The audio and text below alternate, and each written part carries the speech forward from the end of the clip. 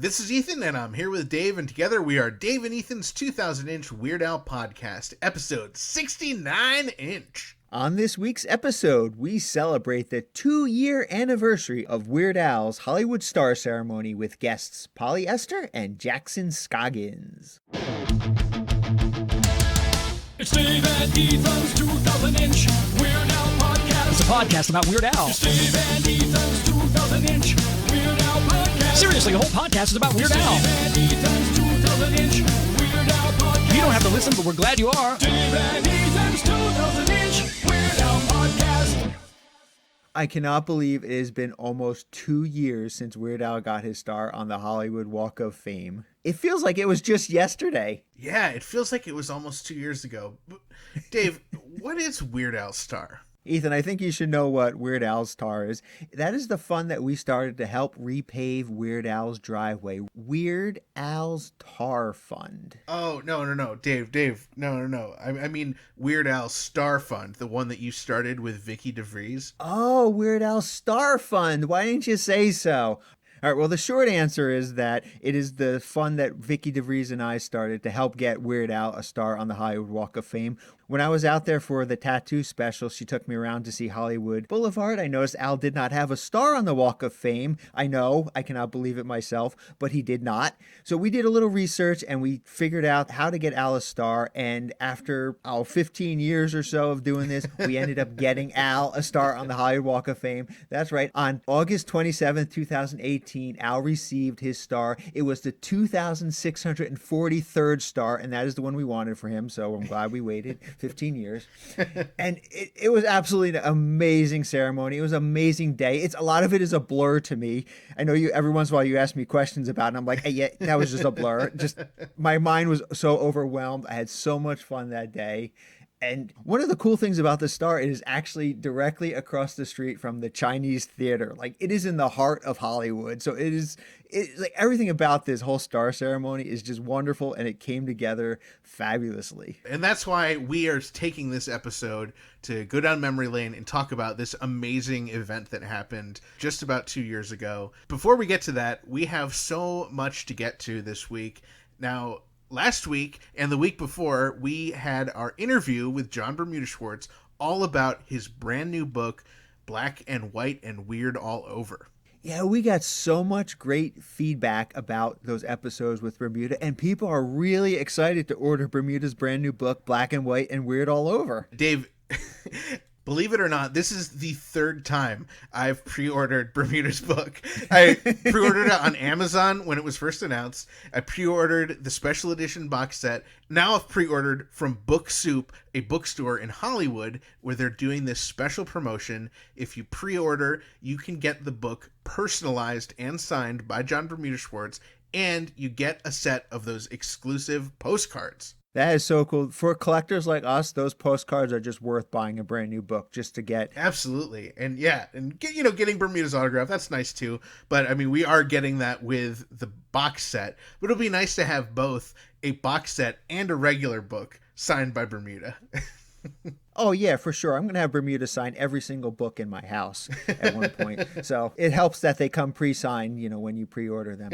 No, but so this weekend, Saturday, August 29th, I found out that Bermuda is doing a live Q&A discussion with the Book Soup store in Hollywood. Yeah, how exciting. We posted the link over on our Facebook group.2000inch.com, and it's going to happen on Saturday, August 29th at 6 p.m. Eastern, or 6 p.m. burrito time, which is also 3 p.m. Pacific or 3 p.m. Hollywood Star Time.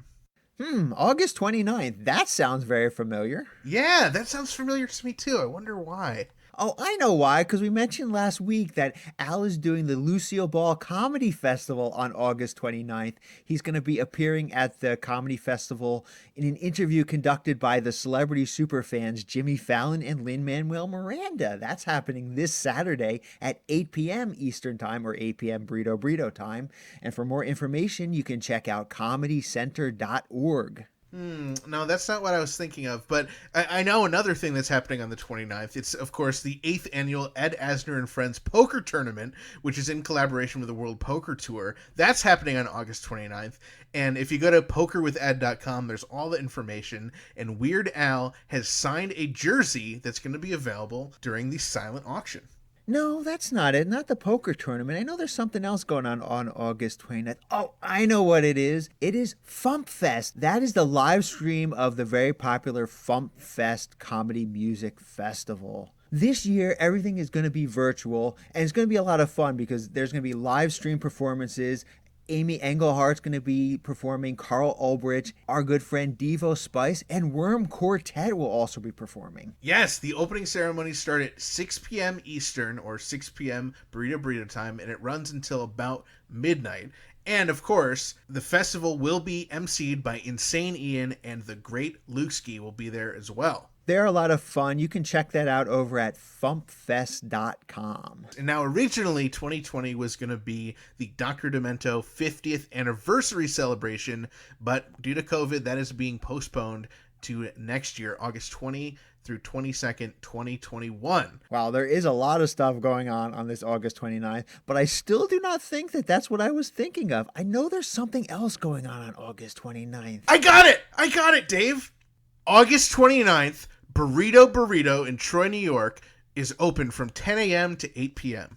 That's exactly what I was thinking of for August 29th, our good friends Burrito in Troy, New York. This week's episode is brought to you in part by vegan Mexican restaurant Burrito in Troy, New York, home of the 2-pound double wrapped in a quesadilla Burrito. Come on down to Burrito and Burrito your Burrito. Find them at burritosquared.com and at Burrito Squared on Instagram. And remember, not every burrito is a burrito, but every burrito can be burrito. And don't forget, this Saturday, August 29th, they're open from 10 to 8 p.m. Eastern Daylight Time or 10 to 8 p.m. Burrito time. Ah, yes, I'm glad that we cleared that up.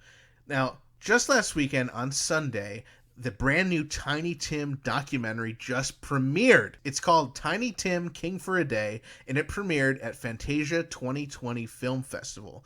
And it is an amazing film. So Al is the narrator, and he reads these diary entries from Tiny Tim throughout the documentary. I'm so excited that people are finally able to check that out. Dave and I, of course, we were sent a screener, so we got to check it out a little bit early, and our understanding is it will be available for a wider release coming soon. Yeah, that screener was so much fun and so awesome to watch. Wouldn't it be really cool if we had like the producer or the biographer on at some point on our podcast? I would really enjoy that, Dave. While you're waiting for a wider release of the Tiny Tim King for a Day documentary, you can check out brand new Reno 911 episodes. They've dropped on Quibi, and Al's episode is in there. I cannot wait to see it. I've been protesting Quibi until Al's episode dropped. So now I'm going to have to get it. I'm going to have to binge it. Because for a while, Quibi was only available to watch on your phone. You couldn't watch it like on your TV, on Apple TV or something. So it was really strange. But I think they changed that, especially since they debuted during the pandemic, which very poor timing on everything. But now you can watch it on TV, and now you can watch the Weird Al episode. And what's super cool is Reno 911 on Quibi was nominated for 2 Emmys. One for Outstanding Actress in a Short-Form Comedy or Drama Series for Carrie Kenny Silver, and another for Outstanding Short-Form Comedy or Drama Series. How cool is that? Wow, congratulations to Reno 911. I can't wait to check out Al's performance on there. He's going to be Ted Nugent. How awesome is that? I love the show already. I've seen every episode when it was on Comedy Central. I've seen the movie. I am so excited to check out the Quibi series. I've heard it's great. And of course, there's another connection to Weird Al and the Weird Al Star Fund and the Weird Al Star Ceremony. And Thomas Lennon, who spoke at Weird Al's Star Ceremony, is actually in that show as well. Yeah, he's the executive producer and star. So very cool. Excited for Reno 911. I'm glad it's back. Another thing you can do while you're waiting for widespread release of Tiny Tim King for a Day, or for Burrito to open at 10 a.m. Eastern Daylight Time on August 29th, you can check out Grammy-nominated Jim Kimo West's brand new album. It dropped on August 14th, so you guys should already have it by now. I just got my copy the other day in the mail. It is really awesome. It's called More Guitar Stories and is available over now at JimKemoWest.com. And Ethan Kemo sent me a guitar pick with my album. Nice. So we are twins now, having exclusive Jim Kimo West guitar picks. So yeah, I definitely recommend people get a physical copy of that. You know, if you're a Weird Al collector, you should definitely have this in your collection. As we mentioned earlier, this week marks the 2-year anniversary of Weird Al getting his star on the Hollywood Walk of Fame. Yes. Oh my gosh. That was so much fun getting to go out to California. And I don't know what you did, Dave, and I'm sure we'll hear, but I decided to make the entire weekend leading up to the ceremony on Monday completely Al centric. So on the Saturday, I went to Linwood, Al's, childhood hometown.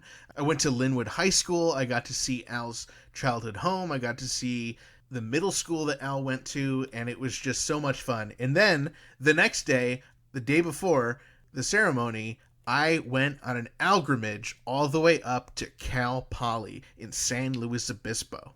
Oh, I'm so glad you finally got to make that pilgrimage and check out all those great Weird Al places. I went many, many years ago on the Poodle Hat Tour, and I know I had a lot of fun out there. So how was your adventure out there?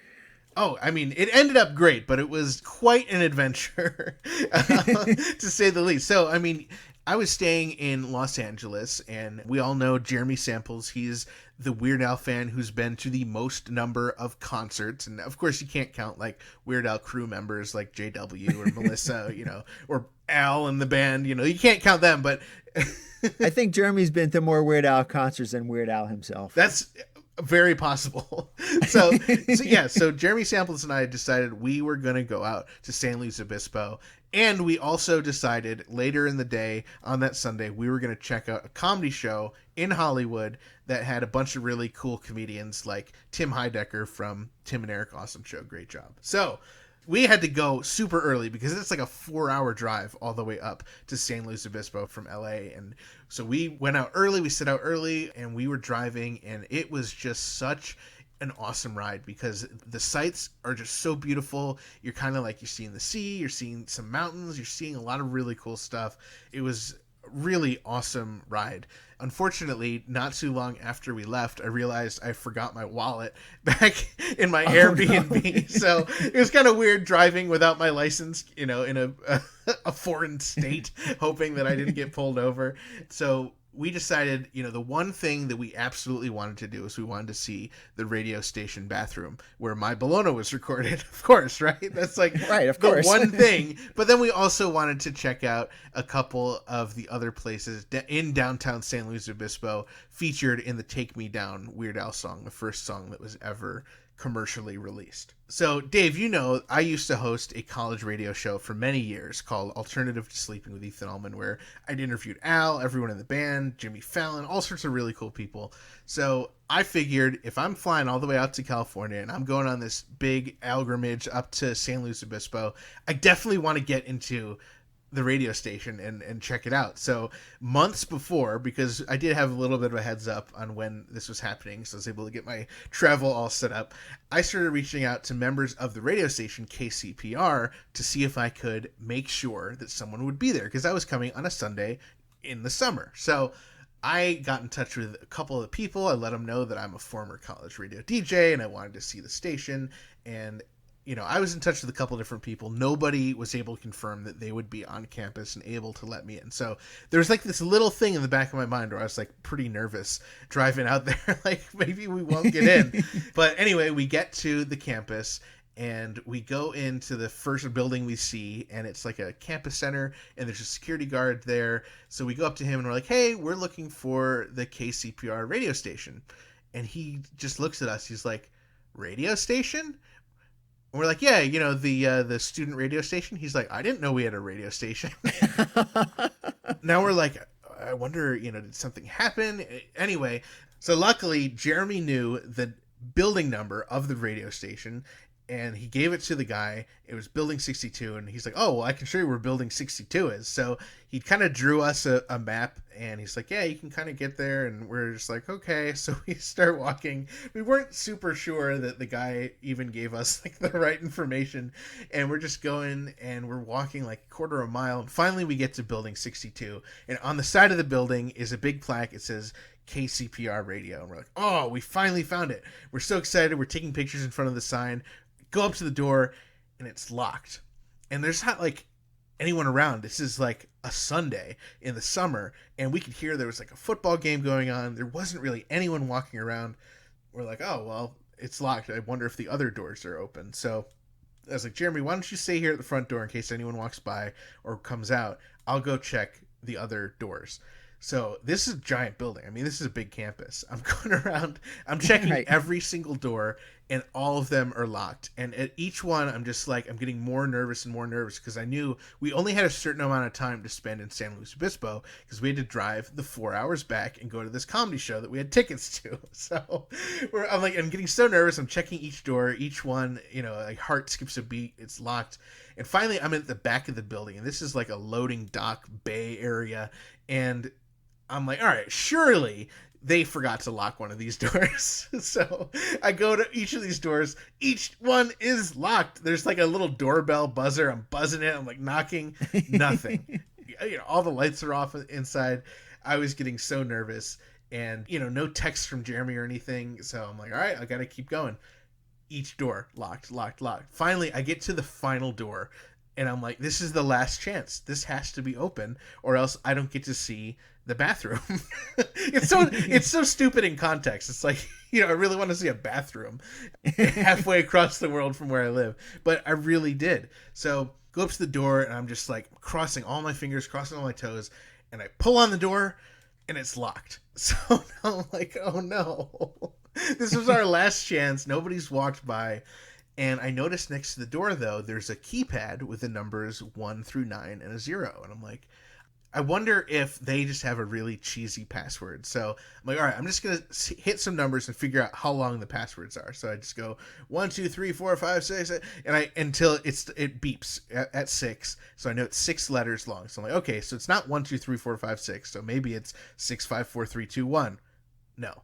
Maybe it's 9, 8, 7, 6, 5, 4. No. And I'm like, oh man, this is not good. This is not good. Maybe it's 1, 1, 1, 1, 1, 1. I try a couple of these things, like kind of, like maybe it's just like really obvious. Maybe they need to make it easy so the students can remember. And I try all these different things, and it's just like it's not working. So I was ready to walk away and give up and go see the gum wall instead, when I just had, I don't know what it was, just compelled me to try one last number. So I was like, well, it's building 62, so maybe I'll do 626262. The green light lit up and the door unlocked. If you check out mathematically how many different combinations there possibly could be, it's in the millions. And I somehow figured it out, and I was able to go in, and I couldn't believe it. I didn't want to walk back out and go find Jeremy. I'm like, Jeremy, you gotta just walk around until you find the door. I'm too nervous that it's not really the right number, and it just was a fluke. So he came, and we were able to confirm it was in fact the password. So we got in. All the lights were off. We're turning on the lights. We're like, what if a cop comes through and why are you guys here? So our alibi was, if we got stopped, that we were being interviewed on the college radio station, and they told us to meet them in here. That was our plan. So we look and we see a sign. It has the building directory, and it says the radio station is on the 3rd floor. So we go up to the 3rd floor and we see the radio station, and we're just like, oh wow, that's so awesome. But we really want to see the bathroom across the hall. That's what we really want to see, Dave. Right. So we're admiring, we're taking pictures of the radio station. We turn around, and there is no across the hall. It's just like a wall with windows. There's no doors, and there's no bathroom on the entire 3rd floor. So we're like, did they change buildings? We're like, what could have happened? So luckily we remembered at one point a few years before, Al had tweeted out that picture of him in the bathroom recording My Bologna, and it had the bathroom number, and it started with a 2. So we're like, maybe they moved the radio station and it's still in this building.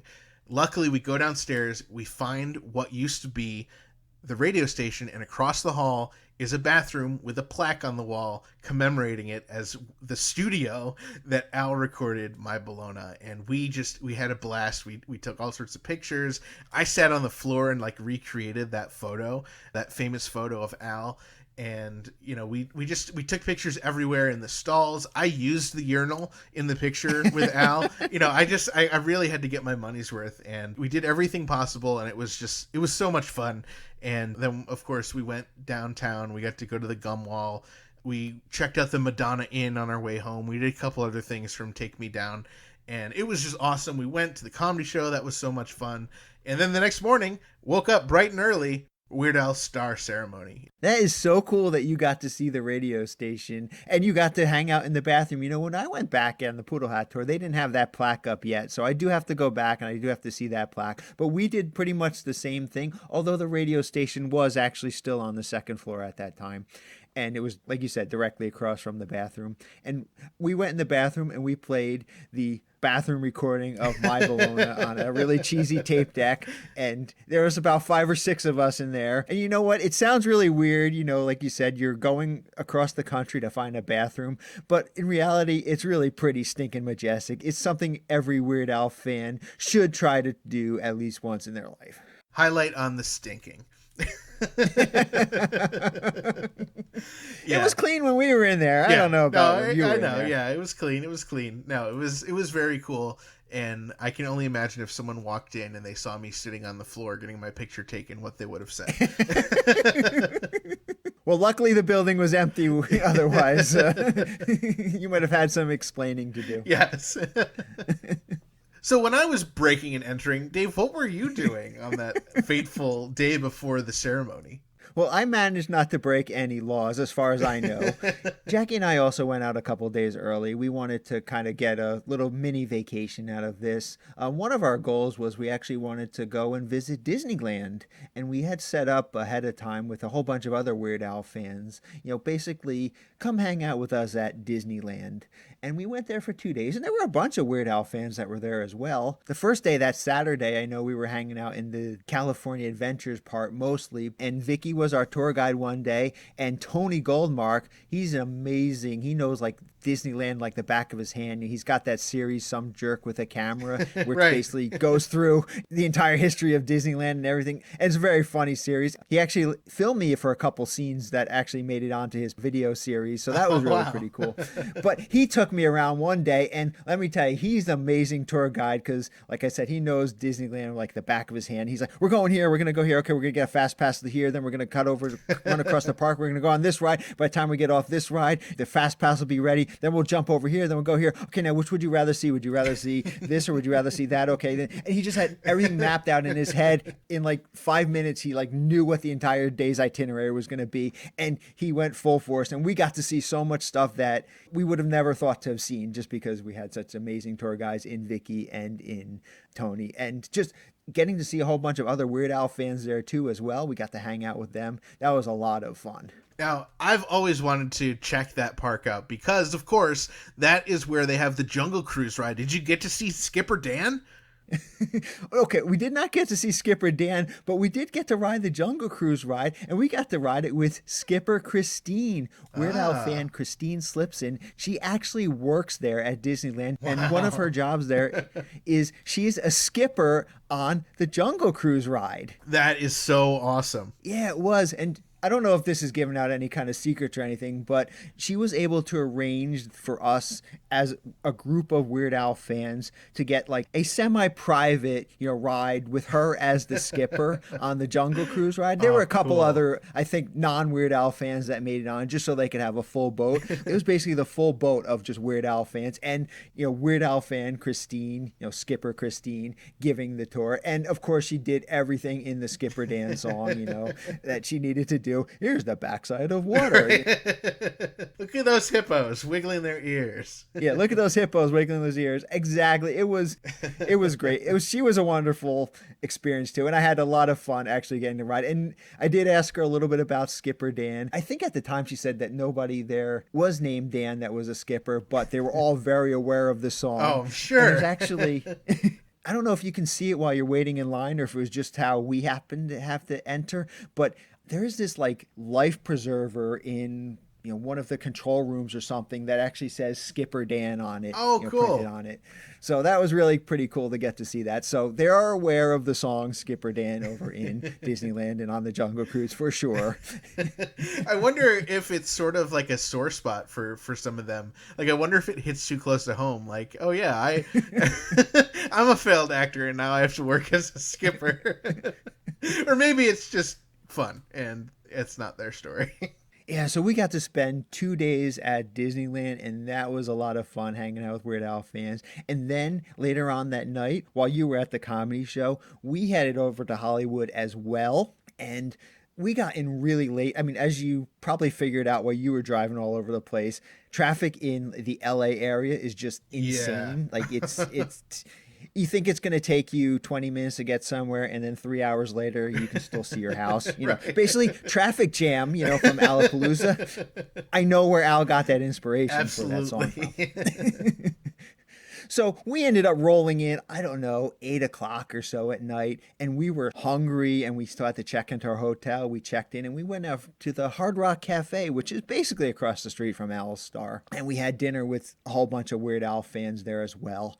And then I was like, we're so close to the Star. I know we're going to see it tomorrow, but we got to go over and check it out while it's still covered up and everything, right. And just kind of get a look at what the boulevard looks like before there's going to be 1,500 people here to see Al, get his star. And so we headed on over there, and there's a small group of us, I don't know, 6 or 7 of us that headed on over there. We're all texting each other. We're all going to go over to the Star, and a bunch of people showed up. I think Jeff McClellan was there, and a few other, Vicky and myself and Jackie and my cousin and a few other people showed up. And I get there, and there's this person just sitting right next to the Star.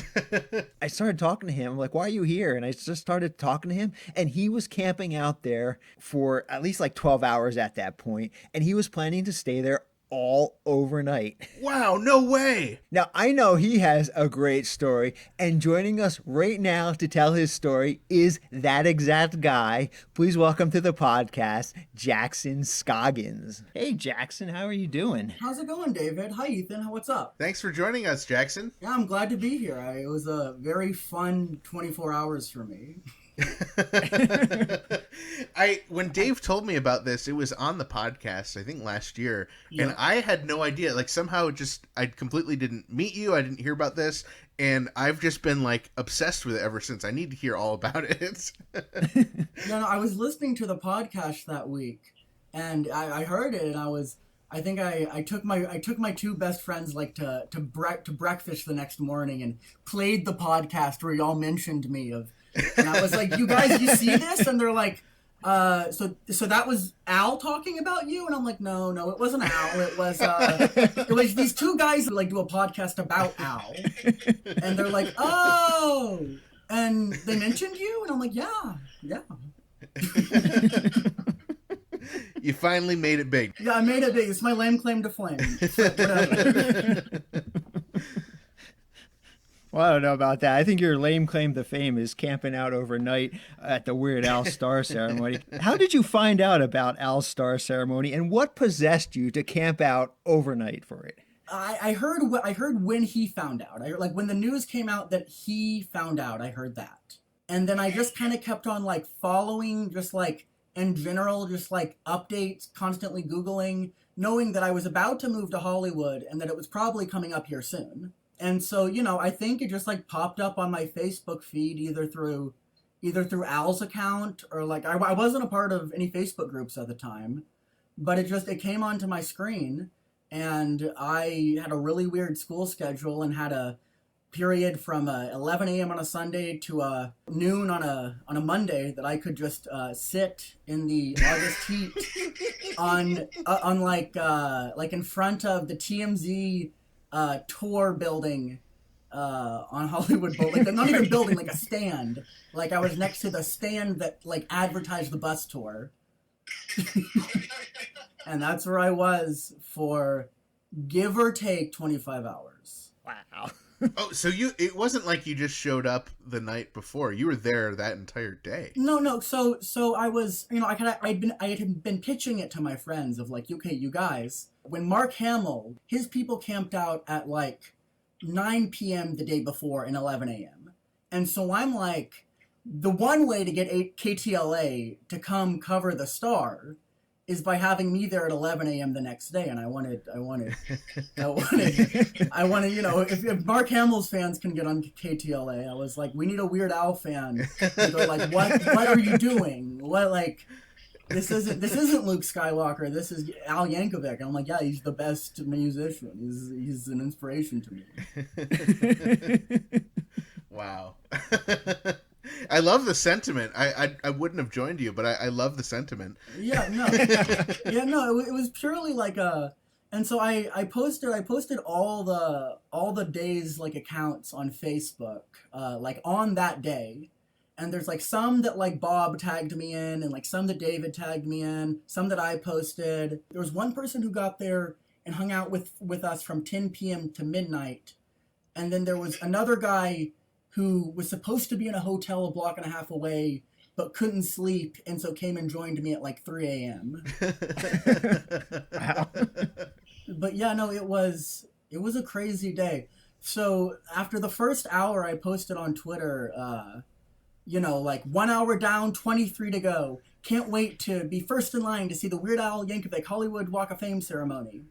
And I tweeted that, and I think I took a picture of my watch from the Self-Indulgent tour. Oh, cool. And so like that said it was like noon on Sunday, and like it was, you could, he liked the tweet, and I kind of just like posted like, Weird Al just liked my tweet. Over the next 20 minutes, like I think Bob had probably walked by. I think Alexis had walked by. I think maybe David had walked by. But there were people who, no one was there. No one was congregating yet by any means. There were people who wanted to like look at like it covered up in a trash bag, and Right. and like who had flown out from New Jersey. But like there was no one who planned to like park there other than like the people who parked there the longest was like Dave. It was Dave. It was you and your crew. Like at like 11:30.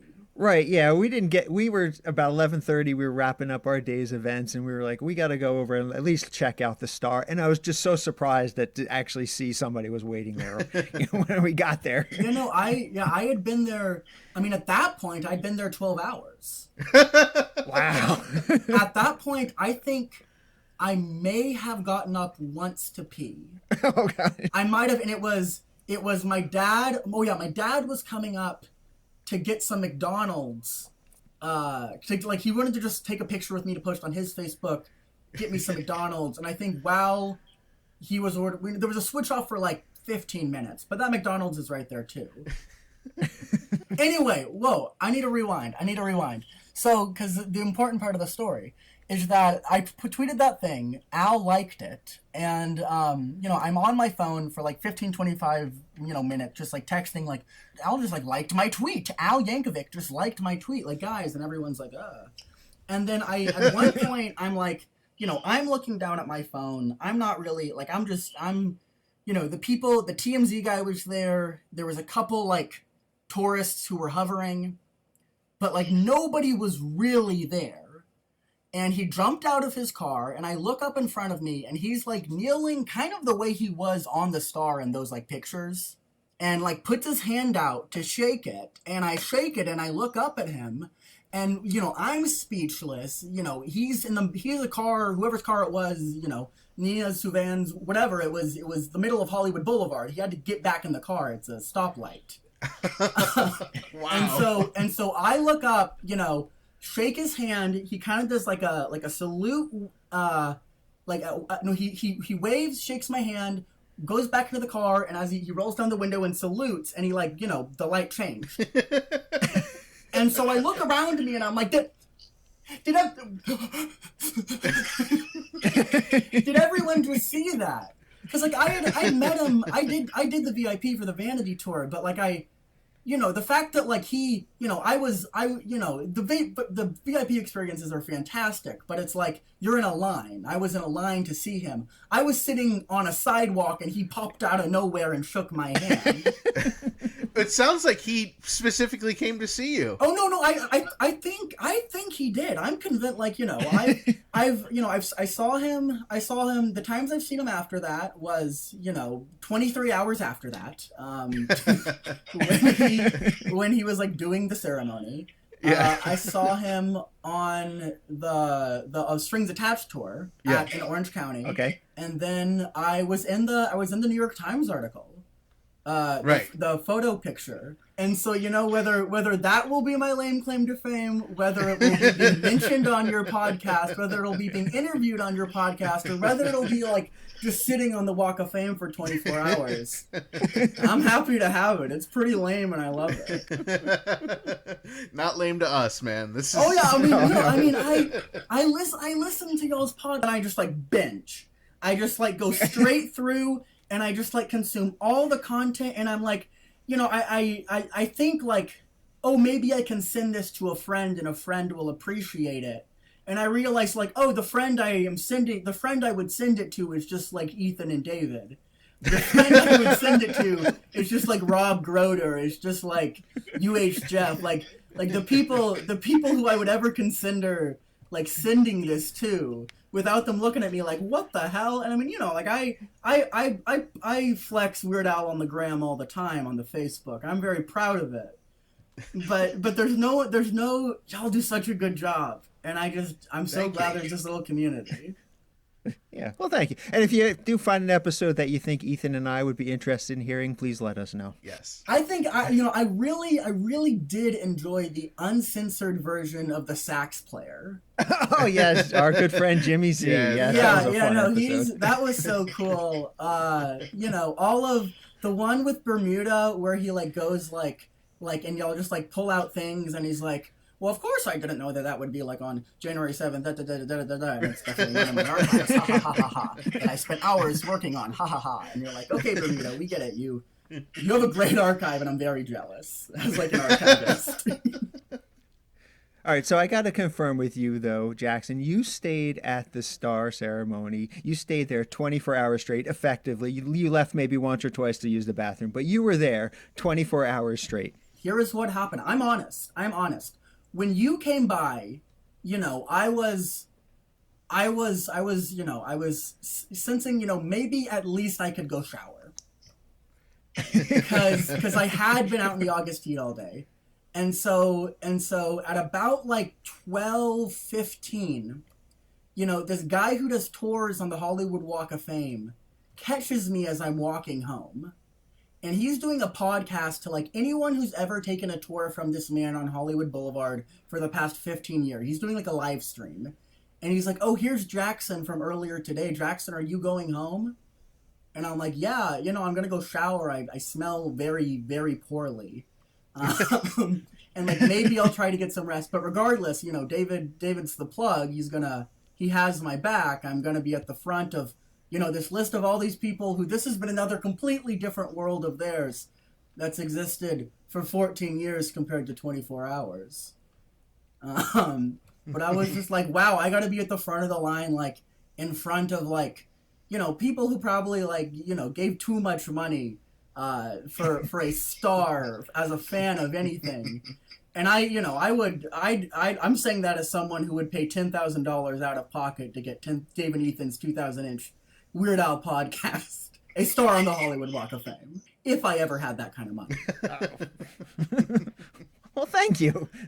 So just to clarify, let me clarify. When Vicky and I saw Jackson sitting at the Star, and we knew he was going to camp out overnight, and we knew he was such a big Weird Al fan, we did what we could to get him on the list to get in with the VIPs, to get in a little bit early, to get close to Al, to see Al's star ceremony. So at that point, Jackson had the option to go home and not come back till like 11:30 the next day if he didn't want to. Right as the star was there, and he just had to flash his, his wristband, and he would walk right in, and he would be right in front of everybody who, the 1,400 other people who were there. He would have been right in front. But no, his dedication. He stood out. He went home. He took a quick shower. He went to the bathroom. Got some McDonald's, and he came back and he sat there until 11:30 next morning. I lied in bed just like sweating, I was like, maybe I can get an hour of shut eye, maybe, and I'm like, no, if by any chance I sleep till noon, this is it. I'm done for. I moved back to Texas. You did not want to risk missing Al's star ceremony. I did not want to risk missing the ceremony. I mean, because I was exhausted. Like staying up all night's one thing, but like staying up all night after sitting on that. Anyway, so after the shower, the lying in bed sweating, and then the other shower, and the washing the clothes, and the walking back out, probably like 2:45 I get back out there. Okay. And from that point, I'm saying the next person who sat next to me was the guy who was like popping up around, like he had driven out from like Phoenix, and like he had a hotel like a block and a half away, and like he also couldn't sleep. He was just like, I might come if I'm awake, I'll come. And so, but he still didn't get there until like 4. And so from 2:45 to 4, with just the homeless population of Hollywood Boulevard, I'm just sitting in the no strings attached Hawaiian shirt with all the accordions on it, a bald head and red shorts, just sitting there. These homeless people coming up to me like, what are you here for? And I'm like, Weird Al Yankovic? And they're like, and I'm like, eat it? And they're like, I'm like, White Nerdy? And they're like, yeah.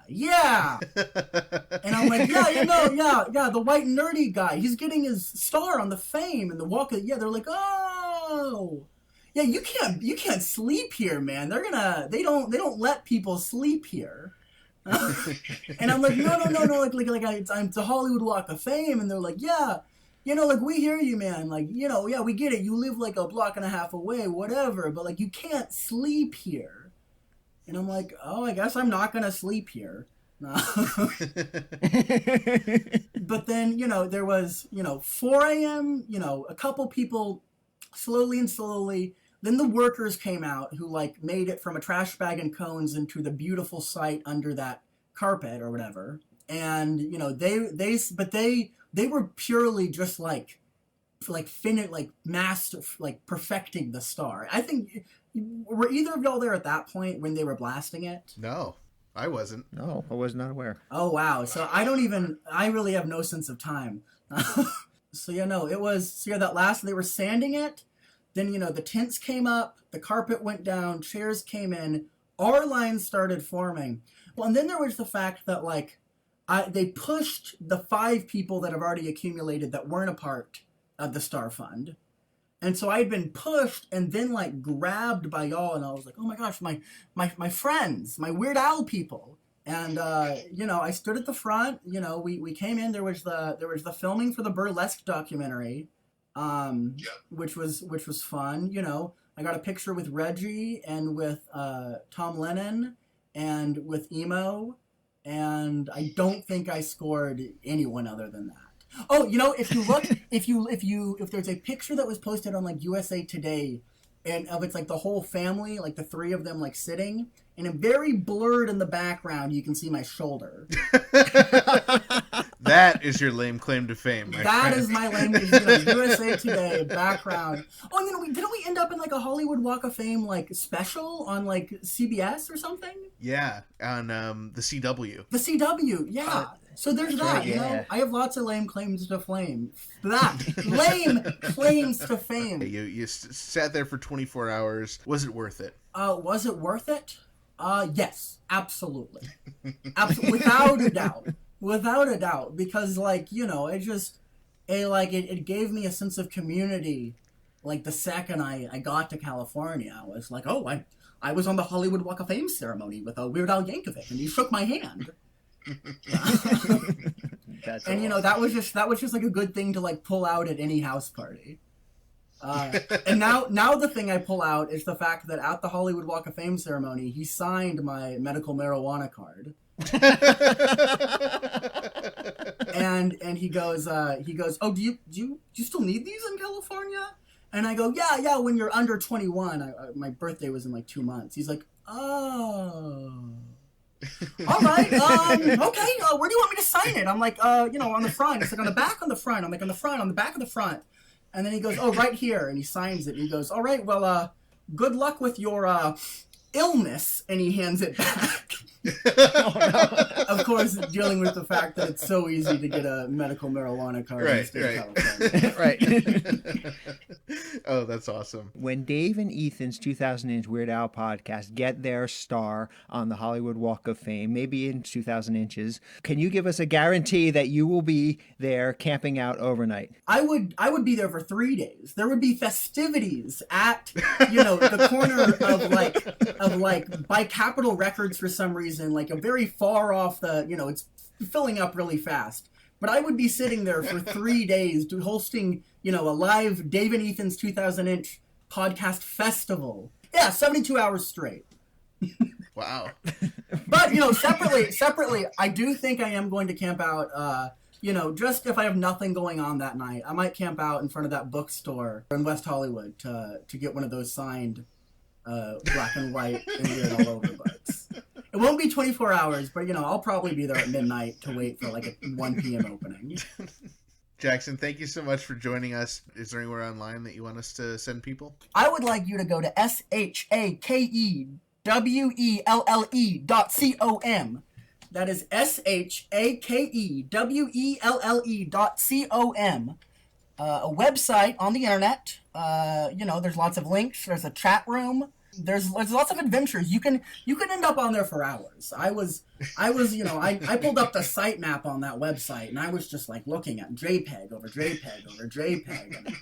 And, I was blown out of my mind by all the great content they have over at SHAKEWELLE.com. Did I spell that right? Thank you so much, Jackson. Have a good one, guys. Thank you so much to Jackson Scoggins. I was so happy to get to talk to him and hear about that. And I'm kind of jealous I didn't wait there all night. Actually, no, I'm not.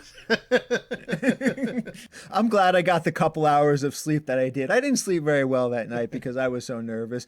But I'm glad that I got to go home and, at least rest for a little bit before the star ceremony.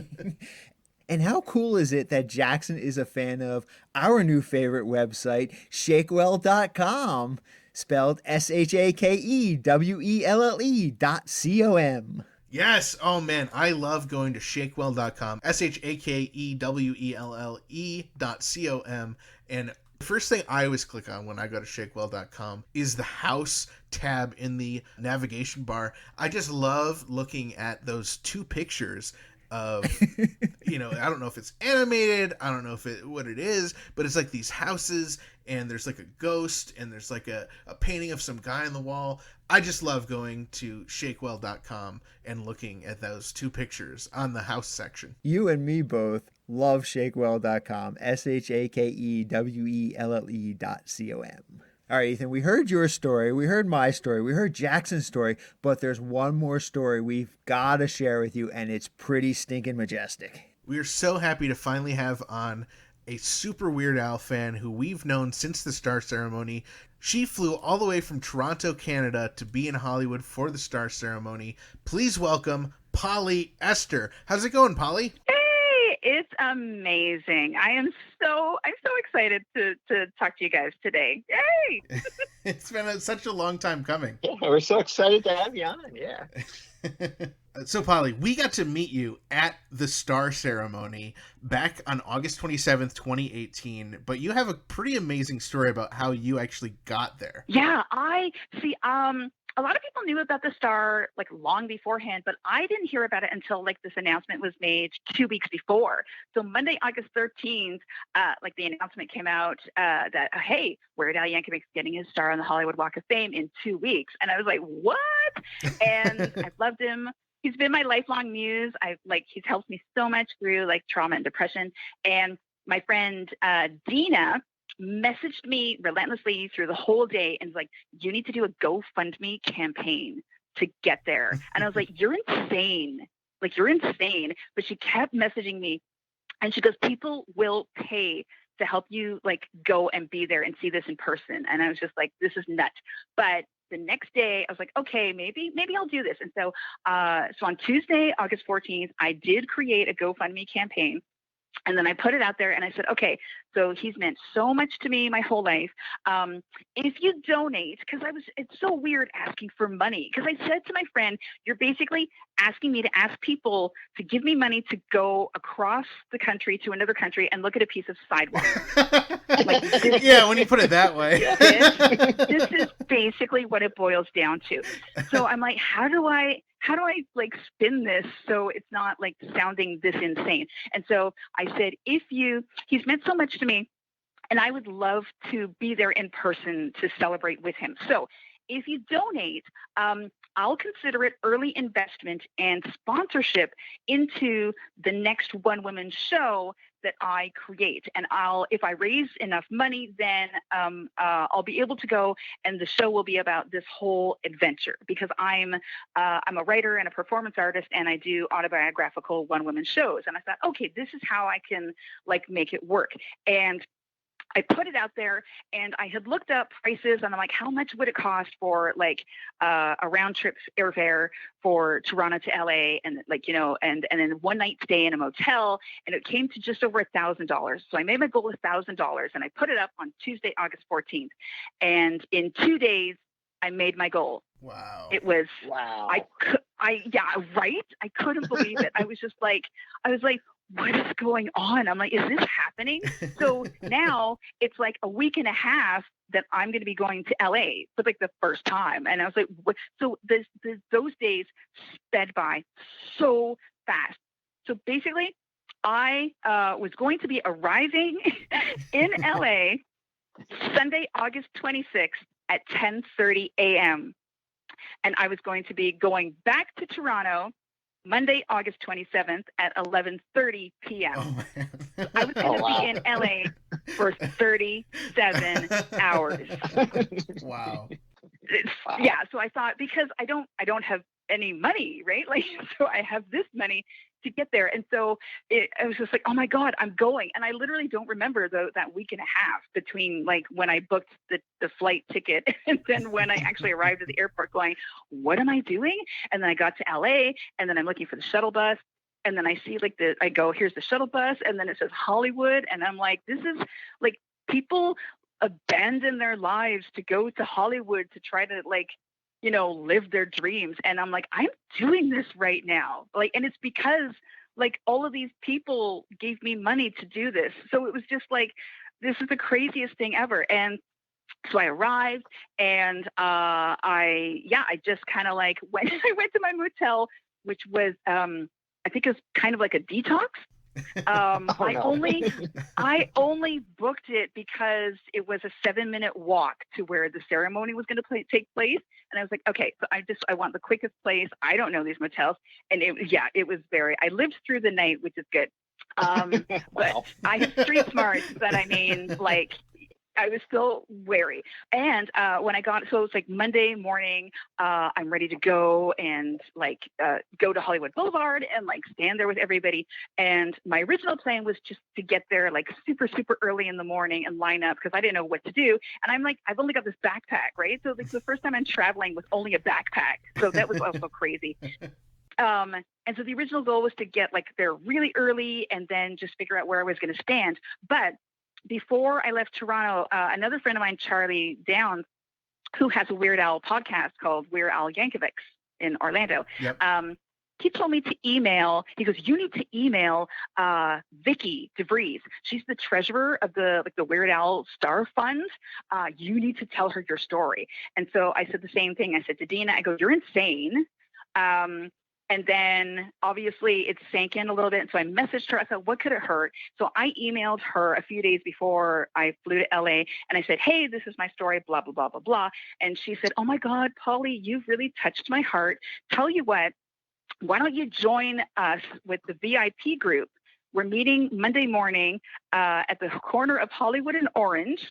You guys know so well. And so be there by 8:30, and we'll give you a wristband, and then you can join us because we're going to move up. We'll be the first ones to get to go and secure a spot for the ceremony. And then you can join us after the ceremony for a private lunch that Weird Al's manager, Jay Levy, is holding for us. And I was like, what? Like, this is all, I'm like, I swear to God, this is a dream, and I'm going to wake up and I'm going to be so pissed. So basically, like, this literally, like, these 2 weeks went by, like, it was literally like a dream. And like, because I did end up creating the show about it. But so Monday came, and I went and I met everybody at the corner, and I met you guys. Yeah. Got the wristbands with the freaking American flag on it, because America loves their flag. That's right. Yep. Oh my God. Anywho, good for you. Whatever. So the rest of the world does not get your obsession, but that's okay.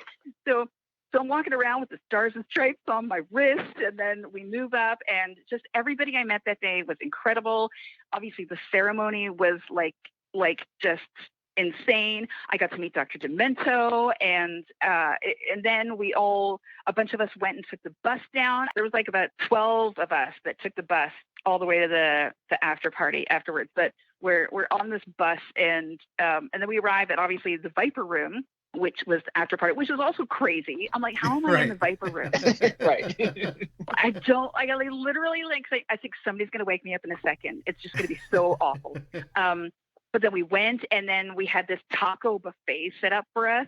And then we had this mini concert done. And then I got to meet Dr. Demento again, and I got to actually meet Jay Levy. And I had told Dr. Demento my story, like, after the ceremony, and he's like, you have to tell Jay Levy your story. And I made this sign. And basically all the TV people and reporters kept taking pictures and interviewing me because I had a sign, and it said, flew down from Toronto yesterday, and it just said, like, I did a GoFundMe campaign. And so basically I said I did a GoFundMe campaign, and I'm going to turn this all into a one-woman show. And so people loved this sign. And yeah, and so then Dr. Demento is just like, where's your sign? He's like screaming at me. And so now Jay Levy is like reading this sign, and I'm telling him my story that I told Dr. Demento just a few hours earlier. And I'm like, is this my life right now? This is like crazy. And then I moved away, and it was just like, like hanging out with you guys and everybody else. And then all of a sudden Weird Al showed up, and I had met him the year before at one of the VIP meet and greets in Toronto, and had basically, I got him to autograph the poster of my very first one-woman show, which was called Weird Al Saved My Life. Mm-hmm. And when he saw that, he was just like, oh my God, he goes, keep going, Polly, keep going. And so I was like so excited to, like, oh my God, I'm going to meet him again. This is so crazy. And when I finally got up to, like, me being the next person that he could talk to in the Viper Room, in the freaking Viper Room, he turned and he just threw his arms out and went, Polly. And I was like, wow, Weird Al knows me. And I'm like, this is literally the greatest day of my life. And of course I'm like sobbing my eyes out right now. But yeah, and so he's reading my sign, and he just said, I'm so happy that you were able to come down and, like, spend this day with me and everybody. Like, it means so much to me. Thank you so much. And he goes, and I can't wait for you to do your show. Like, and then he said, like, keep going. And it was just so awesome. And then literally I hung out with some people, and then went back and got the shuttle, and then was on a plane back to Toronto at 11:30 at night. I'm like, I don't understand what the hell is going on. And yeah. And then, so basically, and I'm like, okay, well, I think I got to make a show now. And then a couple months later, they did the lottery drawing for the Orlando Fringe that I had done the year before, and they picked my name. And I'm like, okay, well, Hollywood is making its debut in May of 2019, so I got to really rate this thing now. And it was literally the day that I performed it was pretty much 9 months to the day of the ceremony. Oh, wow. And so, yeah. So I got to meet Weird Al a third time on the Strings Attached tour when he came to Toronto in July of last year. And I brought the poster for Pollywood. So he was now going to be signing 2 of my Weird Al show posters. And he just wanted to hear all about the show. He was so excited that like I'd actually like, you know, I'd follow through and like he put the show together. And I said, yeah, and it was like 9 months pretty much. And he goes, well, I am a very proud father. Ah. 9 months and 2 weeks, and your life changed so dramatically. It did. And then, and that was the thing. So that was like everything. But I said, everybody who donates, I'm going to mention your name in the show. And I did. So there's a point in the show where I basically have this map of the United States and this line of like, here's the flight path from Toronto to LA. And these are the people who helped get me there. And I shout everybody's name and how they know them. and then my friend Ron, I took like the airport cab. And that's because my friend Ron. And then I never owned a Hawaiian t-shirt, but thanks to Martha and Linda, I was able to buy, these shirts finally. And so I literally mentioned everybody's name that donated. So I fulfilled what I set out to do. And it was just really crazy because my other show, Damn It Jim, which is about how Star Trek has helped me in my journey as a recovering alcoholic, that has done that's had it's now 6 different versions over 4 years. And it's in a great place now, but to have this new show come completely out of the gate and bang and all this stuff, I'm like, oh my God, I think I'm getting the hang of doing one-woman shows now.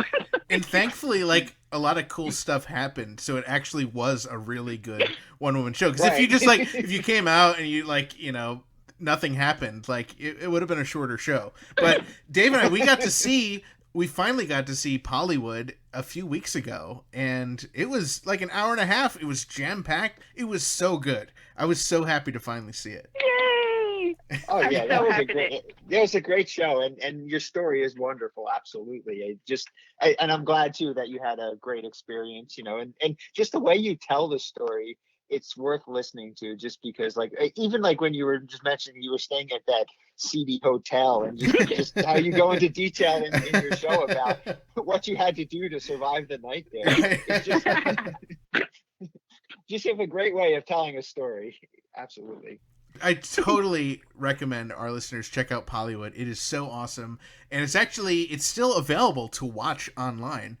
If you head over to the Fringe live stream page on Facebook, you can check it out. And Polly, we'll post the links in our Facebook group for that. You also recently did a live stream of Damn It Jim, I'm a Comedian, Not a Doctor. I did. And that is still also available, so we'll post a link to that. What's really funny is when you were getting introduced to do that one, it's all about overcoming being an alcoholic. And the guy who was introducing you was like, oh, I love Polly. I'm going to have to buy you a beer next time I see you. I know. He's like, oh, I should not have said that. It's so funny because it's he's one of the guys who runs a lot at the Fringe, and it's just the Fringe life. It's just a beer tent, right? Yeah. It's just that's what you do. You do you all end up at the beer tent at the end, and it's just that's what the culture is. And so it's just oh God, I'm so sorry. And it was really interesting because also doing my show on the circuit, it's it is this heavy alcohol based lifestyle out there. And so it's been interesting to do my show, but also oh yeah, as somebody who is doesn't drink. And I've met so many people are it's really nice to actually be able to talk to somebody who doesn't drink because there's so much pressure. So people are trying to stay sober, and there are people on the circuit who are in recovery, and it's really hard for them. And so that actually from that and from doing Pollywood, and that I did a lot of touring last year. Like I did a California tour of Damn It Jim, then came home to Toronto, and then went to Orlando for Pollywood, and I was there for 3 weeks, and then came back home for 10 days, and then went to the Ottawa Fringe Festival to do Damn It Jim again for 2 weeks. Yeah, and then so it was like 7 months of hard work for like this whole tour, and then it was exhausting, and I lost a lot of money. Like it's really hard out there, and then also the mental health issues that you get because you can beat yourself up if you're not doing well and all that stuff. So it was like I learned a lot on the tour, and it was like so that's helping me, you know, with what I want to like add little bits into each of my shows, like just to because people really like talking to me after the shows about what I say, because I'm brutally honest about like my anxiety and depression and OCD and alcoholism and like everything. And then there's something that I talk about in Pollywood that I went through when I was younger, unfortunately. And so that's a huge thing as well. And so by opening up more, it's like it's helping other people like heal and talk about stuff that they've been through as well. So yeah, it's like my shows are like really good and entertaining, and I like doing that, but it's also like there's always a message that, you know, we're all going through stuff, but there's always people out there that you can connect with and just find your people. And I found that in the Star Trek community, and I found that in the Weird Al community with you guys as well. And it's just incredible. Like people are out there that you think you're alone so much of the time, and you're not. It's just like being able to like open up, and people are there. And I'm so blessed to have you guys in my life, really. Oh, well, thank you for doing all that. Yes. And I feel blessed to have you. I wanted to just briefly chat about, it's a couple months after the Star, you were out in Albany, New York area for a Star Trek convention. And we got to meet up. We chatted for hours. And then as we're leaving, the guy who invented Klingon walked by. Like, we were saying goodbye, and you just, like, froze. You're like, that's the guy who invented Klingon. It was so funny. The Klingon language, yeah. Because the hotel I was staying at was the one that was, like, the main hotel for the convention. And so we got the discounted price. And so a lot of the people who were, like, attending, like just like people going to the convention and people who were like panelists and all that stuff were staying there. And so literally I was literally on the same floor as like Mark Oakland, the guy who created the Klingon language, which is insane. And so I had already seen a panel with him. And then I said to Ethan, that's the guy. And he's like, what? So funny. Yeah. You mentioned seeing Al last year on the Strings Attached tour. It was really great because I was at that show. I got to wait in line and spend time with you at the VIP party. Yes. And you, during the show, Al gave you one of his scarves during the audience bit. It was so awesome because you're like right in the front row. Al like walks down the stairs. He makes eye contact with you, and bam, you're the first person he interacts with. It was so awesome. I'm like, that's Polly. I know. I didn't, because I dressed up. I actually wore this bodysuit that was like basically American dollar bills, like American money, that I bought on Hollywood Boulevard when I went to LA. Oh. So I'm like, I am so wearing this. And I brought, because when I did it, I couldn't fit it into the show when I did it online, because doing my show, doing Pollywood online, because it was broadcast on Facebook, I couldn't use music. And so that changed some of the scenes. And unfortunately, I usually end the show playing When You Wish Upon a Star, like from Disney. Right. And I show, like, I turn this thing around and I show like the star with Weird Al Yankovic written on it as it's playing, and I have a Weird Al puppet that I use, and so I'm kind of like talking to him, and it's just like, oh my God, it's this magical thing. It's just like, yeah, so I wished upon a star, and this dream of mine came true, and so it just didn't work. So I had to make the ending a few minutes early. So that was also something that I really had to work on. But so I had this puppet, and I brought the puppet to the concert. And so I'm walking around in this like money bodysuit with my signature hairstyle, which is the two poochies, the two pigtails, plus this Weird Al puppet. And so a lot of people wanted their picture taken with me. So I'm in the front row and I'm sitting there and I had the puppet going, like I had the puppet singing along to the entire show. So Wow. he's coming down and I was just like, oh my God. And our other friend, Rob, who was also in the VIP line, was there and he was in the front row. He sat. There was a girl who was sitting next to me. And when she found out that Rob and I knew each other, she switched places with him so that he could sit next to me, which was so sweet. That It is was so so cool. nice. It was getting, I know. And so somebody that I met at the ceremony, I'm like, it was so happy like to see each other again. And then she switched so that we could sit together. It was so nice. And so he comes down, the Weird Al comes down, and I'm like, oh my God. And then when I saw that he made eye contact, I'm like, oh my God, oh my God. And I'm like squealing in my seat and jumping up and down. And then he puts the scarf, obviously after rubbing the scarf in his armpit first, Right, because of course. he has to. Sure. Then he wraps it around my neck and then just kind of brushes my face, and I'm like just like squealing and all this stuff. And then he walks away to do it throughout the crowd, and I was just like, oh my God. And then after like he moves away, my phone started buzzing like crazy. I didn't know how many friends I had in the show, like in the audience that night. And all of a sudden, I'm like, a friend of mine I hadn't seen in years. It's just like, you were on the screen. Oh my God. And so all these people, like, so half of the people were like, I didn't get my phone out quick enough to take a picture, but it was so cool to see you. Oh my God. And then the other half were like, I tried taking pictures. So I've got I had all these like blurry shots there. So people said there were like pockets of people throughout the Molson Amphitheater screaming because I was on the screen. So I was one of them. so I had fans all over as well. So that was pretty funny as well. So that also made for a great night. Oh my gosh. It's so awesome. Yeah. All right, so you have Weird Al Saved My Life, which we didn't get into. You have Hollywood, and now I'm wondering when your experience on Dave and Ethan's 2000-inch Weird Al podcast is going to be turned into a one-woman show. I know. So that could be little snippets. I am starting to work on another show. I kind of started it and then I during quarantine because it was an idea I had when I went to New York to do my first one-woman show. So basically I met somebody who came to my show and was just like, I'm so excited to meet you. I'm a huge fan of your writing. And I was just like, I've got a blog I write on every 6 months. Like, I don't understand what this woman is saying. And so I was just like, so sorry, where have you seen my writing? And then she to her horror, she thought I was another polyester. Like, apparently there's this advice columnist.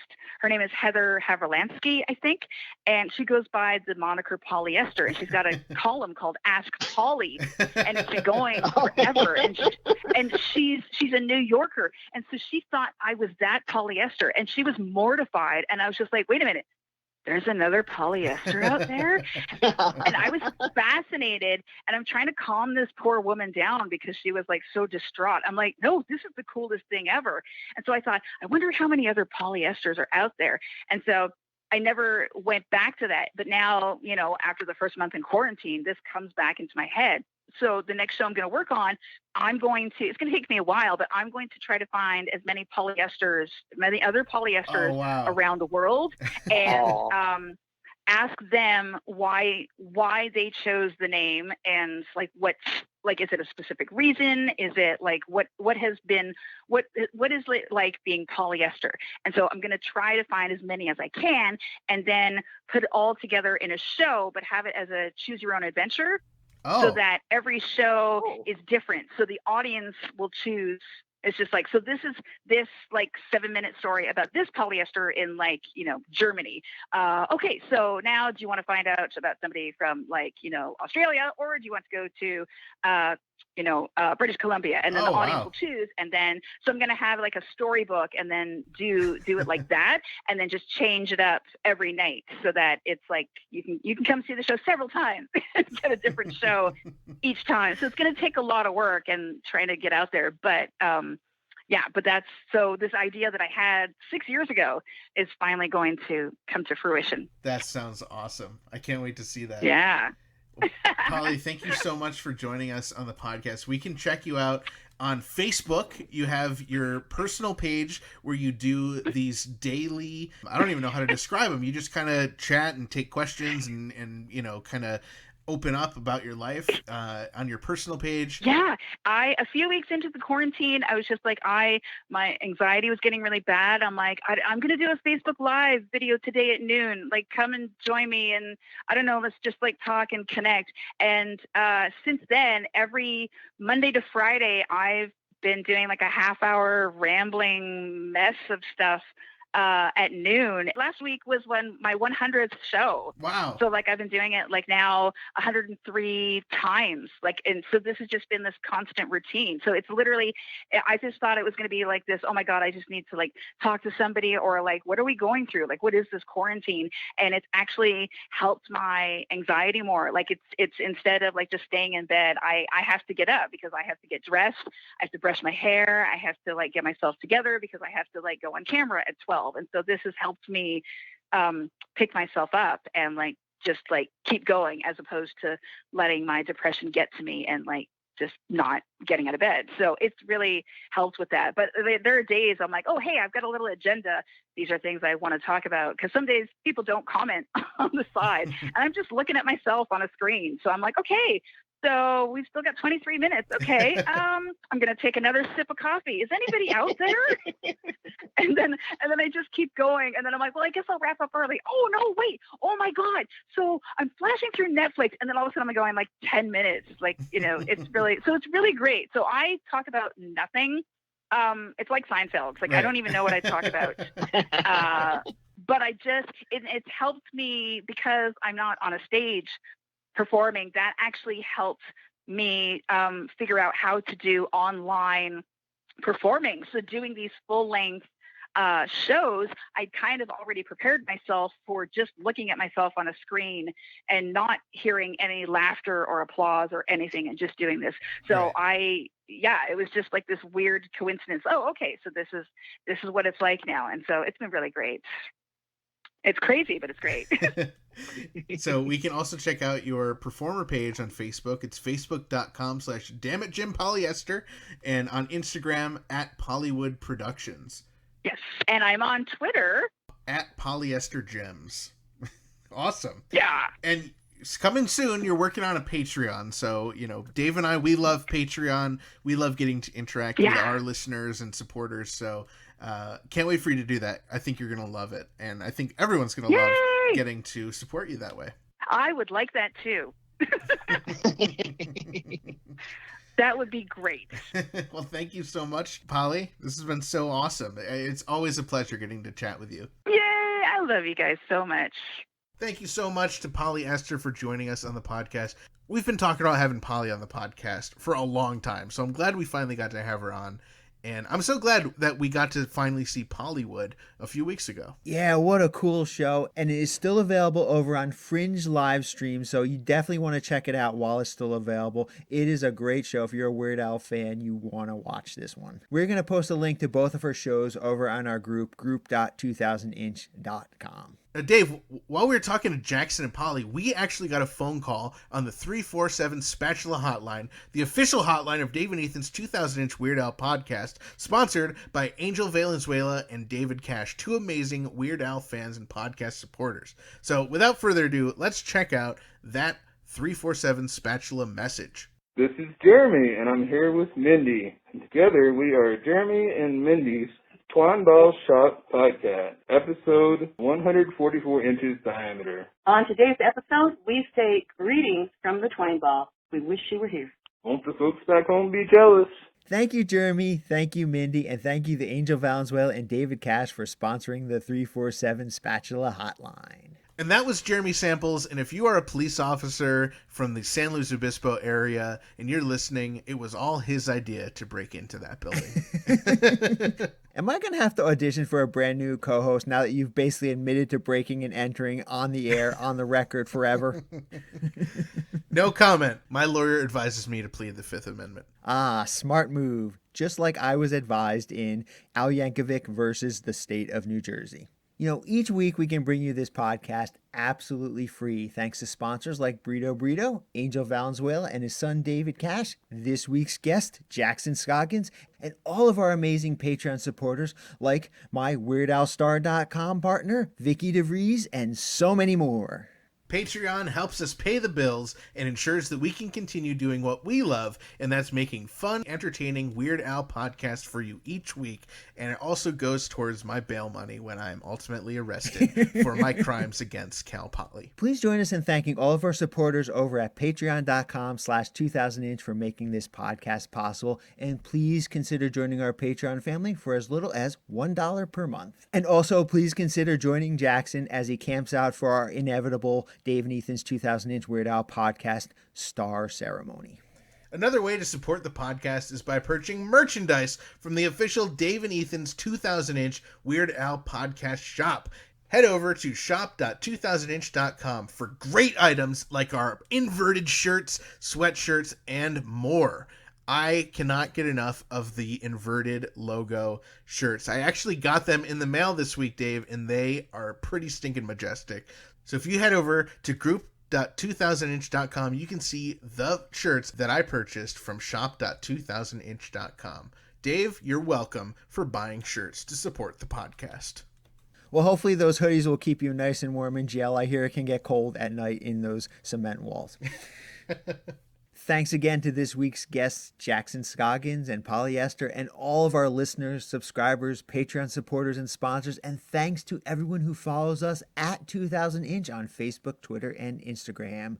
Do your part and tag fun Weird Al or podcast-related posts over on social media using hashtag 2000inch and hashtag Gill and Chill. Be sure to join our Facebook group by heading on over to group.2000inch.com if you have not already. Find us online at weirdalpodcast.com or 2000inch.com. Make sure to share our posts, tell your friends about the podcast, and we love it when you leave us voice messages via our 27-hour-a-day podcast hotline, 347 Spatula. You might even hear your message on the air. You know where to find us, but do yourselves a favor and head on over to Apple Podcasts, Stitcher, Pandora, or the podcast app of your choice and hit that subscribe button. Hitting the subscribe button is the only way you will not miss a single episode the second it drops. For more information on the Weird Al Star Fund, our listeners can head on over to weirdalstar.com. Now, we're not accepting donations anymore, but there still is a lot of great information on that website, weirdalstar.com.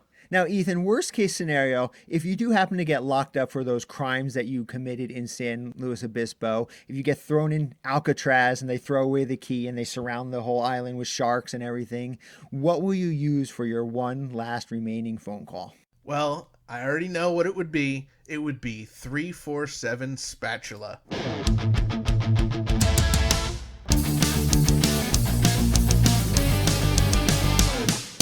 That was Dave and Ethan's 2000-inch Weird Al podcast, episode 69-inch.